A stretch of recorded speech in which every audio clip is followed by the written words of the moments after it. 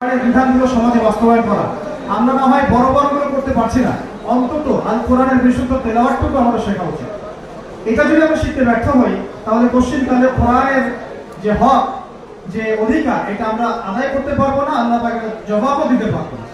রাসূলুল্লাহ সাল্লাল্লাহু আলাইহি ওয়াসাল্লাম ইরশাদ করেছেন, আল কোরআন হুজ্জাতুন হুয়া আল কোরআন হুজ্জাতুন লাকা ওয়া আলাইকা, আল কোরআন হুজ্জাতুন লাকা ওয়া আলাইকা।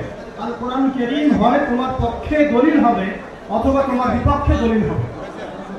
আর কারীম সাল্লাল্লাহু আলাইহি ওয়াসাল্লাম ইরশাদ করেছেন যে ইন্নাল্লাহ তাআলা, নিশ্চয়ই আল্লাহ রাব্বুল আলামিন, ইন্নাল্লাহ তাআলা ইয়ারফা'ু বিহাযাল কিতাবি আকওয়ামা, বহু জাতি বহু সম্প্রদায়কে আল্লাহ রাব্বুল আলামিন এই কোরআনের মাধ্যমে সম্মানিত করেন, ওয়া ইয়াদউ বিহিল আখারিন, এবং বহু জাতিকে আল্লাহ পাক কোরআন না মানার কারণে অপদস্থ করেন।